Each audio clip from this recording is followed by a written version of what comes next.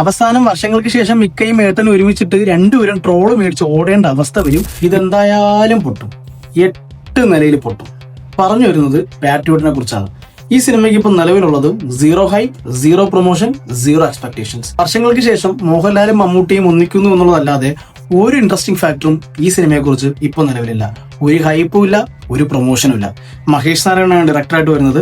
ഒരു മിനി 2020 എന്ന് വേണമെങ്കിൽ പറയാം. മോഹൻലാല്, മമ്മൂട്ടി, കുഞ്ചാക്കോ ബോബൻ, ഫഹദ് ഫാസിൽ, നയൻതാര, രേവതി, അങ്ങനെ വളരെ നീണ്ടൊരു കാസ്റ്റ് ഉണ്ട്. പക്ഷേ ആൾക്കാരിൽ ഒരു എക്സ്പെക്ടേഷൻ അല്ലെങ്കിൽ ഒരു ഹൈപ്പ് ക്രിയേറ്റ് ചെയ്യാൻ ഇതുവരെ ഈ സിനിമയുടെ ഒരു ഫാക്ടറിനും കഴിഞ്ഞിട്ടില്ല. ടീസർ റിലീസായി നല്ലൊരു രീതിയിൽ ട്രോൾ കിട്ടി. ഇപ്പോൾ ട്രെയിലർ റിലീസായി അതിനേക്കാൾ കൂടുതൽ നല്ല രീതിയിൽ ട്രോൾ കിട്ടി. നിർവികാരതയാണ് മൊത്തത്തിൽ നിലനിൽക്കുന്നത്. മോഹൻലാലും മമ്മൂട്ടി ഒന്നിക്കുന്ന സിനിമ എങ്ങനെ പ്രൊമോട്ട് ചെയ്യണം, ആ സിനിമയ്ക്ക് എങ്ങനെ ഹൈപ്പ് കയറ്റണമെന്ന് ഈ സിനിമയുടെ പുറകിലുള്ള ഒരുത്തനും അറിയില്ല. ആ ഒരു ഫാക്ടർ മാത്രമാണ് ഇപ്പോഴും ആൾക്കാർ ഹൈലൈറ്റ് ചെയ്യുന്നത്. എന്നിട്ട് ആ ഒരു ഫാക്ടറിനെങ്കിലും ഇവർക്ക് ഹൈലൈറ്റ് ചെയ്ത് കുറച്ചൊന്ന് ഹൈപ്പ് കയറ്റായിരുന്നു. പക്ഷെ ഇവർ ചെയ്യുന്നില്ല. ഒരു റിലീസ് ഡേറ്റ് പ്രഖ്യാപിച്ചു, ആ റിലീസ് ഡേറ്റ് മാറ്റി ഇപ്പൊ വേറെ റിലീസ് ഡേറ്റ് പ്രഖ്യാപിച്ചു, അതിനിറങ്ങുമെന്ന് കണ്ടറിയണം. ഓഡിയൻസിന് പ്രതീക്ഷയില്ല എന്നുള്ളത് പോട്ടെ, ഈ സിനിമയിലെ ആൾക്കാർക്ക് പോലും ഈ സിനിമയിൽ പ്രത്യേകിച്ച് പ്രതീക്ഷ എന്നുള്ളതായിട്ട് എനിക്ക് തോന്നുന്നില്ല. ഇപ്പൊ ട്രെയിലർ റിലീസായി വളരെ നിർവികാരതയാണ് ട്രെയിലർ മൊത്തം നിറഞ്ഞു നിൽക്കുന്നത്. പ്രത്യേകിച്ച് ഇൻട്രസ്റ്റിംഗ് ആയിട്ടോ കൊമേഴ്ഷ്യൽ ഫാക്ടർ ഒന്നും തന്നെ അതിൽ കാണാൻ കഴിഞ്ഞില്ല. പക്ഷെ എന്നിരുന്നാലും നമ്മുടെ മലയാളത്തിലെ നോർമൽ ഓഡിയൻസ് പ്രതീക്ഷിക്കുക ഒരു പക്ക കൊമേഴ്ഷ്യൽ പടമായിരിക്കും. കാരണം അതിൽ വരുന്നത് മോഹൻലാലും മമ്മൂട്ടിയുമാണ്. ഇവർ രണ്ടുപേരും ഒരുമിച്ച് വരുമ്പം ഒരു 2020 ഒരു ഹരികൃഷ്ണൻസോ അങ്ങനെയുള്ള സിനിമകൾ മാത്രമേ ആൾക്കാർ പ്രതീക്ഷയുള്ളൂ.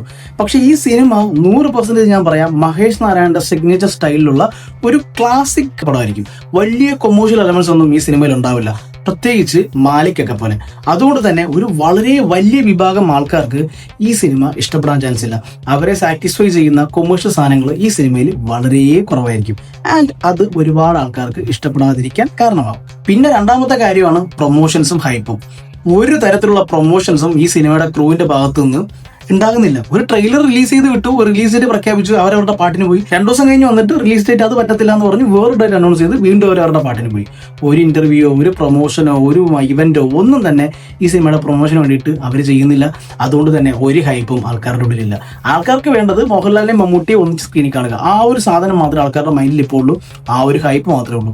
ആൻഡ് സിനിമ വരുമ്പം അവരുടെ എക്സ്പെക്ടേഷൻസ് മീറ്റ് ചെയ്യുന്ന രീതിയിൽ ഇവർ രണ്ടുപേരെയും പ്ലേസ് ചെയ്തില്ലെങ്കിൽ, ഇവർ രണ്ടുപേരുടെയും കോമ്പ് വർക്കായില്ലെങ്കിൽ ആൾക്കാർ തന്നെ ട്രോളും, എടുത്തുടുക്കും. അവസാനം വർഷങ്ങൾക്ക് ശേഷം മിക്കയും ഏട്ടനും ഒരുമിച്ചിട്ട് രണ്ടുപേരും ട്രോള് മേടിച്ച് ഓടേണ്ട അവസ്ഥ വരും. ഇപ്പോഴത്തെ നമ്മുടെ ഒരു കറന്റിലെ മോളിവുള്ള സിറ്റുവേഷൻ അനുസരിച്ച് അത് എത്ര വലിയ നടനാണെങ്കിലും എത്ര വലിയ സിനിമയാണെങ്കിലും എത്ര വലിയ ഡയറക്ടർ ആണെങ്കിലും സിനിമയിൽ ആൾക്കാർക്ക് ഇഷ്ടമുള്ള സാധനം ഇല്ലെങ്കിൽ, ആൾക്കാർ എൻഗേജ് ചെയ്യാൻ പറ്റുന്ന, ആൾക്കാർക്ക് കണക്ട് ചെയ്യാൻ പറ്റുന്ന സാധനം ഇല്ലെങ്കിൽ അവർ സിനിമ പൊട്ടിക്കും, 8 നിലയിൽ പൊട്ടിക്കും. അതിനുള്ള ഏറ്റവും വലിയ എക്സാമ്പിൾസ് ആണ് ലാലേട്ടന്റെ കഴിഞ്ഞ കാലത്ത് കുറച്ചിറങ്ങിയ കുറെ സിനിമകൾ, മമ്മൂക്കയുടെ കുറച്ചു കാലം മുന്നേ ഇറങ്ങിയ കുറച്ച് സിനിമകൾ.